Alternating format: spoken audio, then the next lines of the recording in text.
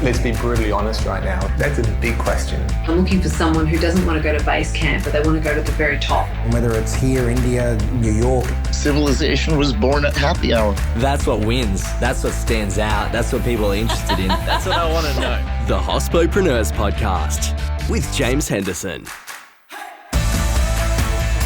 Hello and welcome to episode 148 of the Hospopreneurs Podcast. Based in Melbourne, where he is the founding director of BlueRock, a multidisciplinary entrepreneurial advisory firm, Pete Lalor applies his passion for automation and innovation to do things differently. Overseeing 13 service divisions in this company alone, Pete is also a chairman of the 100 Burgers and Mr. Burger groups, a director of Bell's Hot Chicken, and beyond hospitality is heavily involved in the property industry and the founder of Rosewood, an early-stage venture capital fund.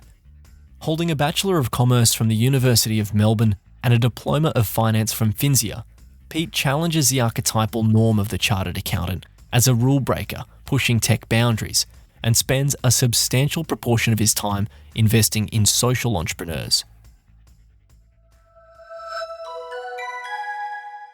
Hey team, the episode today is sponsored by our friends at Access Collins.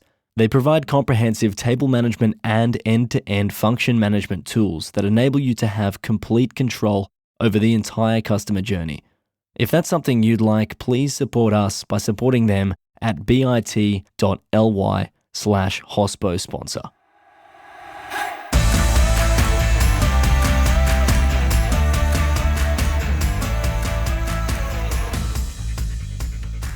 Hello and welcome to the show, Pete.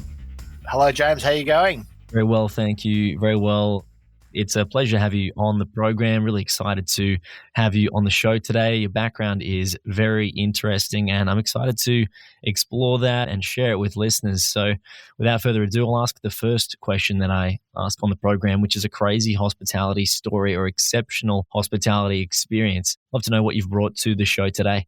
Sure. Well, as you know, James, I've been involved in hospitality for quite a number of years now, but the one thing that sticks in my mind in terms of probably an exceptional story that isn't something your listeners would be used to hearing is the time that the Phoenix Hotel, which is a pub on Flinders Street, fairly iconic in Melbourne, I got a call at 2 a.m. from the staff to tell me that toilets were flooding. And so I drove in, rolled up my sleeves, unblocked all the toilets, and literally the whole venue was just in a bad way. And we had a big function the next day. So I spent 2 or 3 hours just cleaning it up, and just sort of demonstrates that in hospitality you can have a lot of good times, but equally you can have some pretty shit ones. Yeah, it was interesting. Absolutely. But Pete, as you know, the next question I ask is normally around why you do what you do. This is focused on more of an abstract understanding of what really drives you, what gets you up in the morning, what really inspires you to do the things that you do. The heart of what I do, James, it's about creating opportunity. So I'm a big believer that we need to have opportunity in front of us to sort of motivate why we do things. So generally speaking, I love building businesses, and hospitality is sort of one of the things that I fell into very early in the piece. So I love building hospitality businesses, but it's about giving hope to the future, and without sort of stuff to look forward to, I reckon we can fall in a pretty deep hole very quickly. So the why is really, for me anyway, about creating ways of doing more, getting involved with more things, and hopefully creating a better life for ourselves. I guess, what is it about hospitality then that really draws you to the industry? Yeah, well, I got into my first bar, which is a little bar in Melbourne called Murmur, when I was 26, 27. And back then, it's fair to say I didn't really have a strong bent towards hospitality. It was sort of probably one of those things where, as a person in their 20s, I thought that owning a bar would be fun. I wanted to teach myself about how businesses operated. So that was the only thing I really thought I could do without a lot of experience. So to get into hospitality, you learn very quickly that it's first and foremost about the people. And that's a big part of why I get up every day, to work with people I care about. And then it's a lot of fun. Like you're slinging drinks and serving food and looking after customers is not only a creative enterprise, but it's also a very satisfying thing to do, which I think a lot of hospitality people would understand. You've got other businesses that are outside of hospitality as well, or I guess adjacent to the industry. What are the common denominators there that you've then gone, okay, I want to open this or start this business or found this company? They're interlinked. So the business that I then started after the 100 Burgers business back in 2004 was a business called BlueRock. And BlueRock wouldn't exist without that hospitality experience, because it was sort of, I'd cut my teeth on how do you run a business, and then I started BlueRock, which was advising hospitality businesses on how they run better businesses. And I was really lucky that I had that experience for sort of 4 or 5 years before BlueRock came about. But as with most businesses, the common denominator is working with people who you care about. So for me, that is number one, is what I get up, and it's not about making money. It's not about building for the sake of building. It's about doing stuff with people you care about and hopefully watching the good things happen as a result of that philosophy. Thanks for that, Pete. So I'm just going to step back a little bit further and share with listeners, they would have heard in the intro, just a really short version of what it is that you do. Can you flesh out what it is that you do and how you've come to do what you do? We're going to talk a bit about your journey to build what it is that you have now. So I run a group of businesses, and they're all really different. So 100 Burgers is a hospitality business that owns things like Welcome to Thornbury, Welcome to Brunswick, Mamacita, to name some of those. I also run a business called BlueRock, which is an advisory firm that helps business owners do what they do better. I run a few technology companies like Propeller, CCS, and I'm also pretty heavily involved in a lot of other businesses, either as chairman or on the board. And the easiest way to explain what I do is I tend to look through the lens of a business in 4 pillars. So one of those is people, one of those is brand, one of those is automation using technology, and one of them is growth. So if you take that last pillar as the example, the growth pillar, basically my belief, whether this is for everyone or not, is that if you get the right people working in a business with you, whatever that business is, the growth will come because of their desire to want to create opportunity for the people in that business. So I sort of start with clients of BlueRock, with the businesses that I'm invested in and actively work in through that growth lens. And for the very simple reason, and lots of people will have experienced this, if you don't have growth in a business, ignore the financial aspects because it's almost irrelevant. You don't create opportunity for the people in that business to grow as people. So my day-to-day, I work pretty heavily in BlueRock. I work pretty heavily in 100 Burgers, but I also work pretty heavily in the technology companies that I run. And they're definitely symbiotic. Each business wouldn't exist without the other. And when you're running a technology company, there's so many learnings that equally apply to hospitality. When you're running a hospitality business, there's heaps of learnings that run to a professional services business. Do you want to share a bit of that, Pete, just to flesh that out? Yeah, sure. As a really good example, if you have a look at the BlueRock website or walk into the BlueRock office, you'll actually feel like you're in a hospitality venue, because the way that hospitality excels is not one-dimensional. It's visual, it's sensory, it's customer experience, and those sort of the key things in hospitality apply to almost every business. If you walk into an office or a factory, it should be sensory. You should be looking around going, this is a really interesting looking space to actually do what you do. It should be about customer service, where if you're running a mechanic's office or a mechanic's garage or an office that does office work, you hope that they're applying the same customer service philosophies that a hospitality business would. And similarly, if you're running an office or a mechanic's garage and you're keeping good records in terms of stock management, how you're actually recording sales, how you're communicating performance, you should be able to apply those rules in hospitality. So notwithstanding they're very different industries, the fundamental building blocks of those businesses are almost identical. People just don't think about it that way.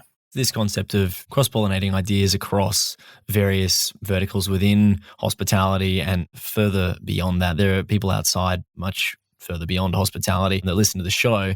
A lot of people think of hospitality as the retail end of it, and a lot of those concepts can be applied more broadly, which is exactly what you're describing. Can you share a bit more about what it is that these concepts of being visual and being this customer service aspect, can you share more about what that actually means that you are trying to create in those spaces? Definitely. Well, if you asked someone who wasn't in hospitality, what's the most important thing when you're running a pub or a restaurant, I reckon 9 out of 10 people would say customer service. And that's simply that idea of when someone walks into your venue, you want them to feel that sense of fulfillment around really being looked after, not just the food and the booze being good, because I think that is taken for granted these days, but also what are the emotions that go through that individual in terms of how they've been looked after. If you think about that from a customer perspective in terms of professional services or in terms of technology, it's exactly the same. So someone who jumps on an application to do something in a technological sense still wants to feel that sense of satisfaction that you get from using something that works properly And similarly, when I go into a meeting with a client and talk to them about their business, I want them to walk out of that meeting going, geez, that was a good meeting. And I feel this sense of fulfillment that I've been looked after properly. So it's a really difficult concept to get, but I reckon out of all the businesses I'm involved with, hospitality people do it the best because they understand the importance of that human interaction to make that person on the other side of the transaction feel fulfilled. And we've all had that experience equally, where we've had a really poor experience with a pub or a restaurant or a bar, and we know the feelings that come with that. These days, of course, people jump on their computers and they put reviews about it. But I would suggest that takeaway for me in terms of all the businesses I'm involved with is how do you actually get inside the head of the person who's using your product or service, and how do you then give them that sense of fulfillment so they feel satisfied with what we've done together. And are there some core elements that you've seen across businesses that allow you to do that, or is it for different businesses? It's the same with every business, whether it's on a computer screen, whether it's in person, whether it's over the phone, these days, whether it's on Zoom. You've actually got to start with your customer by understanding what it is they need. And you've got to slow down the mechanics of how you actually go through that interaction with them and try and get to the heart of what it is they're looking for. With technology, it's a bit harder because there's no humans to work it out. But for me, it's about slowing down and just starting with that question, how can I help you? So I'll often ask people questions when I'm working with them is, how can I help you? And it's sometimes as simple as that. And then how do you pull out the correct information from that? Well, a lot of that is experience. I mean, as you can appreciate with experience, it's sort of trial and error in some respects. But what you actually see with people as they become more experienced is they just get better at how they actually deal with the human interaction. Interestingly, when people don't value what I'm talking about, they never get better at it because they have this belief system that what they're doing in itself is good enough. And that's super dangerous for business owners to believe that. You just don't go anywhere. We've gone a bit deep on this thread. I want to hone in on something that you mentioned previously. It came up a couple of times around picking the right people, having the right people on board. And you've spoken a bit about how important people are in the whole piece. Can you flesh out a bit more what picking the right people means and how you go about doing that? Sure. So I come back to that age-old discussion about values. I have a set of beliefs in terms of how I want to live my life. A lot of people either consciously or subconsciously have that belief system. They might not articulate it the way that I do, but I reckon they have it. Part of selecting the right people is about trying to identify whether their values and beliefs line up with your values and beliefs. And more times than not, it's not a particularly difficult conversation to have with people to understand whether they have a similar set of values and beliefs.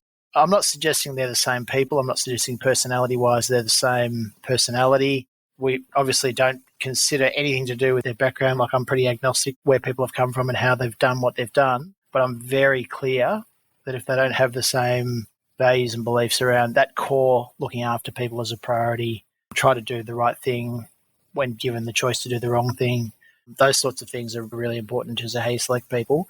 And then importantly, you've got to make sure that you try and pick people that are capable. So once you move through that realm of are they good people and do they sort of align in terms of how they behave, you then need to work out, are they capable and equipped to do what you need them to do? And then, honestly, you hear people talk about hiring for personality and training them for the work they do, which is a little bit one-dimensional. I do believe that if once you have the right people in your business, you can teach them and collaborate with them to help them become better at what they do. And I mean, I obviously run a lot of different businesses. I have an amazing group of people that work with me. I empower them to sort of make good decisions, and equally I support them when they make bad decisions, which is human nature. So in that recruitment process, I can imagine that you're not as involved anymore. So how do you hand that over to someone else and give them a system to find the right people? It's different for each business. Hospitality, as a good example, is super tough to actually know what you're getting before you get them. Right now with COVID as well, it's really tough to find good people. In terms of professional services, it gets a bit easier because you have a whole lot of things that they have to have done in order to get a job around educational requirements. We also run tools, like one of the tools we use is a thing called the Wonderlic, which is a very short test to understand aptitude. And then you interview them, and you're right, it's probably a couple of years since I've been heavily involved in recruitment personally, but back in the day, I used to interview every single person that came into the business. Now, these days that hospitality business would have 500 plus people and BlueRock would be 250 people, and the other business that I'm involved with, there's probably 800 or 900 people working in the businesses that I'm involved with. You've then got to be very good at weeding out people who aren't behaving the way that you think your community should behave. So there's a sort of selection criteria that happens after you've hired them. And then on top of that, hopefully, there's a whole lot of discussions happening in organisations all the time that just help you curate the message and get people aligned with how you want them to behave. So, Pete, how do you hand over those values and that knowledge that you have, looking for the correct people to fit into that culture and then taking a guess on how they're going to be post-hire to then ensure that you're hiring the right people to fit in with that community that you mentioned? Yeah, no, it's a good question, James. I guess one of the things that I've done over a long time, and I've been doing what I've been doing for 20 plus years, is to identify who are like-minded early in the journey and then work out, can they fit within the ecosystem that we've built? So like if I think about Sam, who runs ABH, one of our businesses, and I think about Scotty, who's been heavily involved with me in the hospitality over the journey, and people like Gus, who runs one of our tech companies, I've known these guys for 10 or 15 years. So you get a very clear sense of who they are as people. Once they're sort of in the organisation, it's really incumbent upon me to talk to the belief system regularly. So I have a thing that I do regularly for new people in our business called our Vision Breakfast, and I sit with usually 15 to 20 people. We have a conversation about what is culture, how does behaviour influence culture, what are the sort of outcomes that we expect as an organisation that support the type of business we want to be remembered for. So it takes a lot of effort to develop values. It takes a lot of effort to then indoctrinate. That's probably the nicest way of saying what we're doing. Indoctrinate senior leaders in the organisation around how we want to behave. And then it takes a lot of effort to actually guard that belief system and make sure that we live and breathe what we've actually said we're going to do. I mean, you hear it all the time, right? That people don't leave businesses, they leave managers. And I personally take it as an affront when we lose someone that we don't want to lose in our business, because I know, irrespective of what anyone tells me, I know that that's actually on us, that we've not done the right thing by that person. So it's actually pretty simple. If I can look after my senior leadership team can look after their people.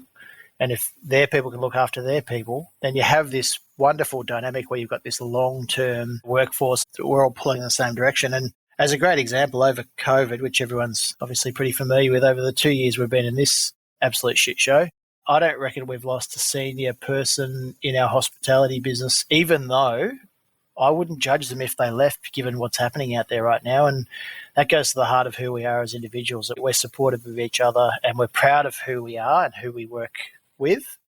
We did, interestingly, lose one senior person, and she left to go to another big hospitality group, and then she came back about a month later. And I welcomed her back with open arms. Like, she was an absolute gun, and I was super proud that she wanted to make that call to come back. So I don't think it's that hard, to be honest, but it takes, like anything, it takes effort. If you want to get fit, you've got to exercise. If you want to become an expert in something, you've got to study. Values and culture are very similar. If you want to build an organisation that you're proud of and has strong values and beliefs, you've actually got to invest time in doing it. You mentioned there in your answer around looking after your staff. Before, we were talking about hiring new people or ensuring that they fit within the culture. But can you open that up a bit more around how you look after senior management, not just senior management, but then it sounded like in the answer there that flows on and after you do look after senior management. So I might focus on that there. How do you ensure that you're looking after senior management? It's actually relatively straightforward. You spend time with them and you talk to them about how they're going and what they're doing. You understand their development journey and you make sure that you're supportive of what they're trying to do. So I went for a walk with Joss, who's the CEO of Bell's Hot Chicken, yesterday. It's not a lot, and I recognise it's not a lot, but being able to walk around the park with him and just say, hey, mate, how are you going? Are you okay? Hopefully just lets him know that notwithstanding there's lots of stuff happening in the world for both of us, that I've got the time to spend with him to understand if he's okay. And, it's really hard right now because I could see that he wasn't okay. And not because of anything he's doing, but just because right now a lot of our businesses are really, really struggling, and that's challenging. When things are open, you're spending a lot of time with senior people talking about the business, talking about the strategy of where we're going, listening to ideas around how you actually create better opportunities. I don't know, if you've ever had a conversation with someone where you know they're not listening, you walk away with a feeling where you just go, that person did not give a shit about me. And I actually think it's as simple as that. I remember I've got 4 boys, and I remember of all things watching a television show, and I'm not sure what his name is in the show, but he was Al Bundy on that show. I forgot the name of the show as well now, but he said 90% of being a good parent is just being there. And I reckon 90% of being someone who you can work well with is just listening to what people have to say. I just come back to that idea that if you can invest time in people, listen to what they have to say, help them iterate through the problems they might have, or help them iterate through the opportunities they're trying to create, the rest of it sort of works itself out. You talked there about some of the things that are happening at the moment, and as listeners are all aware, obviously the coronavirus is huge, and I try not to focus on that too much on the program and more around, I mean, it can't be avoided because it does influence business, but rather than focusing on that, to discuss how business is adapting moving forward and thinking about that longer term view, I'd like to ask what it is that you're learning about or exploring at the moment. So where are you pushing things forward and innovating? It's a difficult question to answer because entrepreneurs and people who sort of build businesses by their very nature are looking for opportunities that enhance the quality of the people they're working with in general. I would suggest to you that there's heaps of opportunities still out there and it's almost endless, but the uncertainty that has been created in the current environment in some respects is so difficult to navigate through that you think about something and then you come to a bit of a roadblock in terms of why it might not work. And that's not because you don't believe that you can actually execute on the idea. It's more not knowing about the future. So I've genuinely tried not to focus too much on pivoting the businesses I'm involved with, other than supporting the people who are in them as best I can, and really try to put ourselves in a holding pattern until we have more certainty. And it's not out of I'm one of the most entrepreneurial people I likely to ever meet in terms of my enthusiasm to just try new shit. But equally, I'm a realist in the sense that I've got a limited amount of gunpowder with, just call it myself and people's energy to want to try new things. And you just got to be very careful not to light that powder up and explode in your face. And then suddenly you start losing people because they just go, there's no stability here. There's no certainty here. So that's been my approach, rightly or wrongly. I like the metaphor there. To kind of push that along a little further, you're working in tech as well, so I can imagine that you're on the pulse of some things that are occurring there. And given that you are heavily in the hospitality industry, more from a retail sense, what do you think, and bringing up that uncertainty around the future of the industry and business more broadly, and your decisions are going to influence a lot of people across a few industries. So what do you think the future looks like given the uncertainty? If you could make some possible predictions on where things are going based off what you've been seeing, hearing, reading from your businesses, what do you think that those experiences in business are going to look like? If you can give some answers there around some things that you think are going to be a bit more tangible, more practical examples moving forward. Yeah, and in hospitality in particular, one of the best parts of what's happening right now is people absolutely throwing the rule book out and going, you know what, I'm going to have a crack at this. We live in probably the most highly regulated country in the world, if not one of the most highly regulated countries in the world. Even little things like street dining and setting up stuff outside to do stuff outside was just, you'd think about it and then you'd go, this is really tricky with the council that I'm dealing with. These days people just go and do it. And I love the fact that they're throwing caution to the wind and they're going, well, if I get caught, I'll deal with it then. So you're seeing this almost abandonment of the rules in some respects for hospitality, which I love. And you're seeing people take more risks because they're saying to themselves, well, worst thing that can happen is someone can come and tell me off. And I don't reckon that's going to happen. So they have a crack at doing something they haven't done before. And that could be meal delivery. It could be alcohol delivery. It could be building a whole new way of doing something that didn't exist previous to COVID, which I really like. From a technology perspective, and again, a lot of people have said this, so I'm not telling anyone anything new, but I think COVID has accelerated technology, and the mobile phone as a device is sort of an extension of the human body. So a lot of innovations are happening around how we track people using mobile phones, how we consume data through those mobile phones, how we market to people, how we engage with people. That's probably been fast-tracked by 3 or 4 years as a result of COVID in every industry. The future, I mean, depending on which industry you want me to talk about, is super bright if you're a fan of technology, and obviously super scary if you don't like technology. Personally, I love technology, and my other business, BlueRock, has been built on the back of helping clients automate how they do everything, and obviously been quite successful in that regard, and just helping business owners in general just get a better handle on technology that's available and how it gets used to enhance their customers' experience as well as their, how they run their business. In playing with those ideas and just to round that out and comment on the fact that you brought up people are taking more risks, I guess in one sense the stakes are higher and in one sense the stakes are lower, because if things are bad, then you said the worst thing can happen is they get in trouble. I guess in another way, the worst thing that can happen is the business could close, but the business could close anyway if they don't take the risk. 100%. And that's what I love. There's this sense of despair. That sense of despair is creating this, I'm going to have a crack, because if I don't, my business might close. I naturally do that because I am a big believer that most people will not get too upset or uptight if I try something, particularly if it's for the betterment of everyone.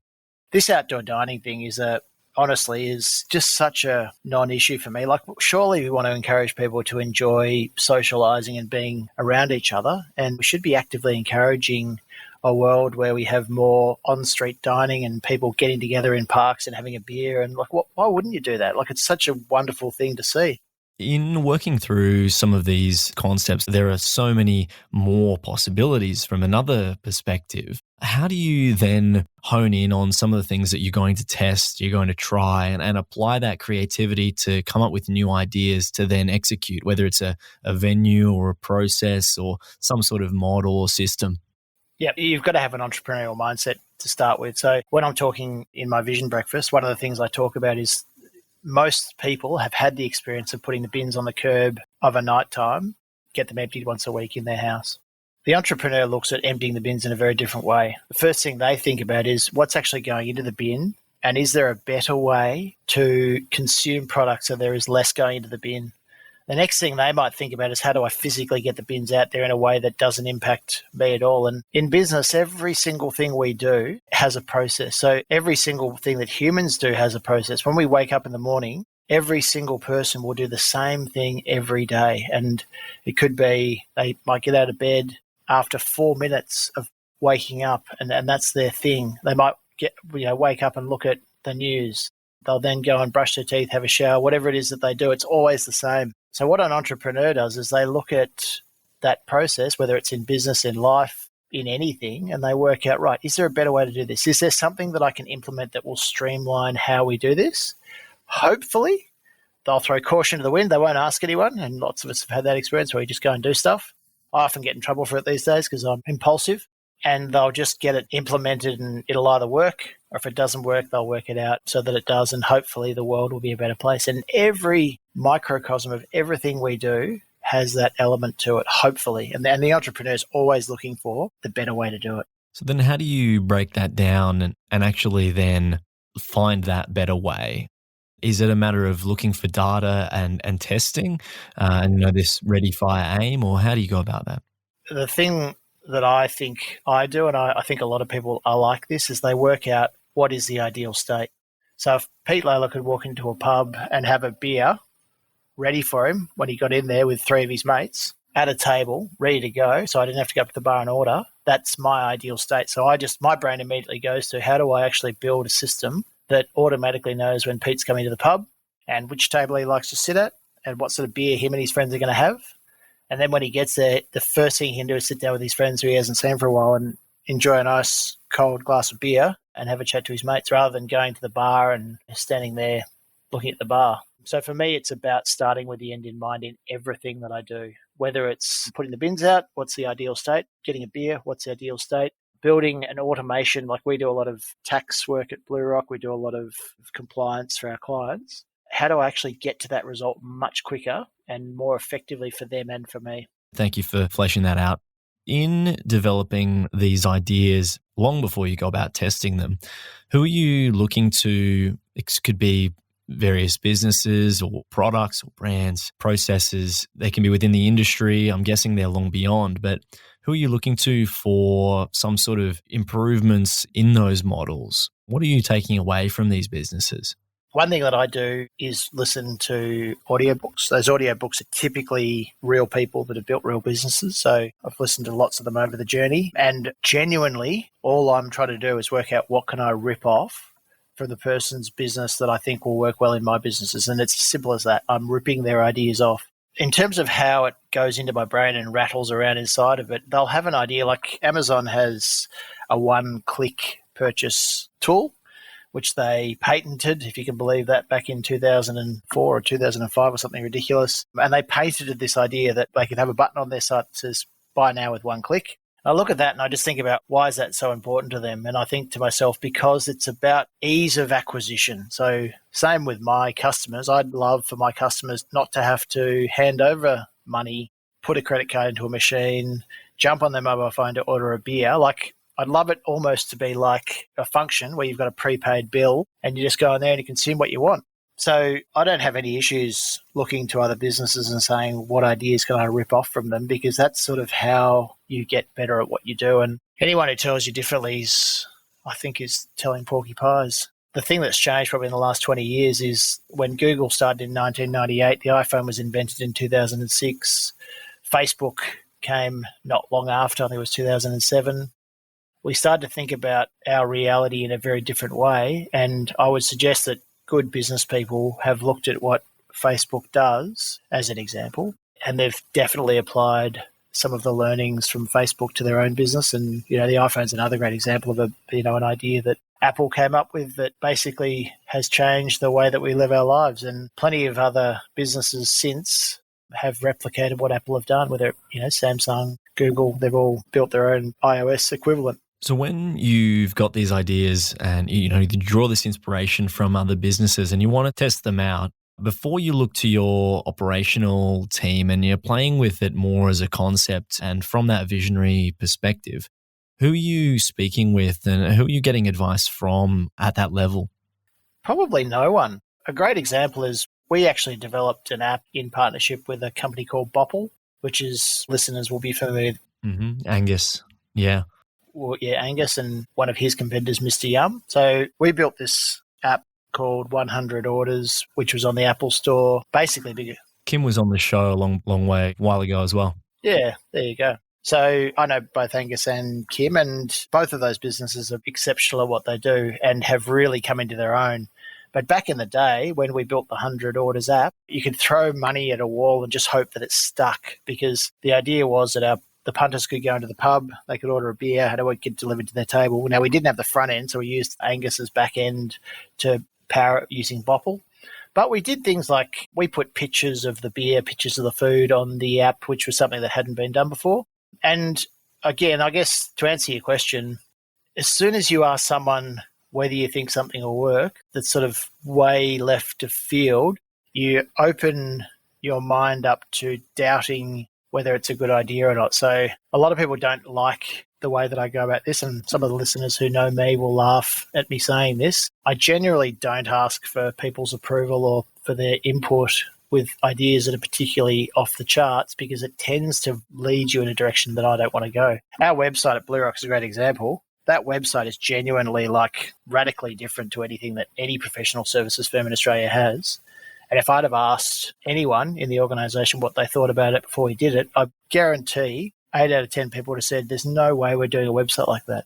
And the business wouldn't be what it is, because you'd have too many people at the table saying, don't do it, don't do it. Remembering, James, that most people want to say no. Like, their default is no, whereas my default is yes.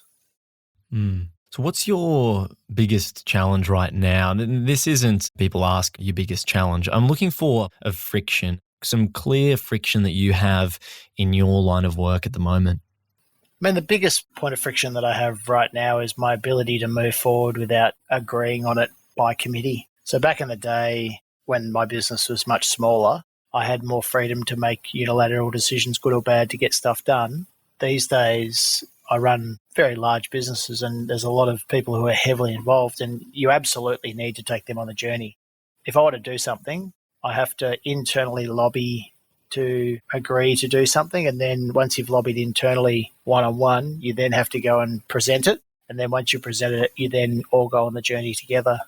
that's just a function of size, right? You hear about it often. I mean, with the really high profile tech entrepreneurs, you hear about these worlds where they're like, they control everything with an iron fist, which is definitely not my style. And I think it's probably so they can make unilateral decisions without asking for permission. And if you pick Steve Jobs and Elon Musk as a good example, and you listen to their audiobooks, you'll see there's an element there literally just making shit up as they go, not asking anyone for permission. And then sometimes it works, but I reckon for those two fellas in particular, it's worked, but there must be hundreds of thousands of people where it hasn't worked. So that's my biggest challenge, definitely. Ultimately then, where do you want to be? What is it that success looks like for your businesses? Yep, that's a really easy question to answer. All the people in my business, I want them to be able to financially invest in what we're doing, and that's something I'm working on now. As we build this amazing community of entrepreneurial businesses, some working well, some not working well, but overall we're all pulling in the same direction and doing better. I want people to, A, be working with people that they care about and they look forward to seeing every day. B, be doing something that they're passionate about. But C, and lastly, go on the financial journey in terms of actually getting some financial success out of the businesses that they've been involved, that we've built together. And then, I know it's a bit cliche, but the Dalai Lama believes there are three things to happiness. One is to have people you love who love you. It's to do things you love, and it's to have something to look forward to. It's a variation on that philosophy, right? My catch cry is to do things you love with people you care about, and good things happen. And I still believe to this day that's true. Well, Pete, thank you so much for joining me on the program today. I just have one last question for you, and that's, who would you like to hear on the show? I know it's a long bow, mate, but Arnold Schwarzenegger is someone who I greatly admire. Most people would write off someone like Arnie as just being another celebrity, but he was a world-class bodybuilder into a world-class actor into a world-class governor. And I reckon he'd have a lot of really interesting things to talk about. Interesting. And being able to execute across multiple domains would be very interesting to hear. So thank you very much for joining me again on the program today, Pete. It's been a pleasure having you on and hearing about the ideologies and philosophies that you have in your business. I'm very excited to hear about how things develop moving forward. Thank you for having me, James. It's been awesome speaking to you and really enjoyed today. Thank you. This program is hosted by James Henderson. Voiceovers were by Angus Brennan and Shim Phelan. Thanks to our distribution team, and a special thanks to you for tuning in every week. This program was produced by H Media. We'll see you soon.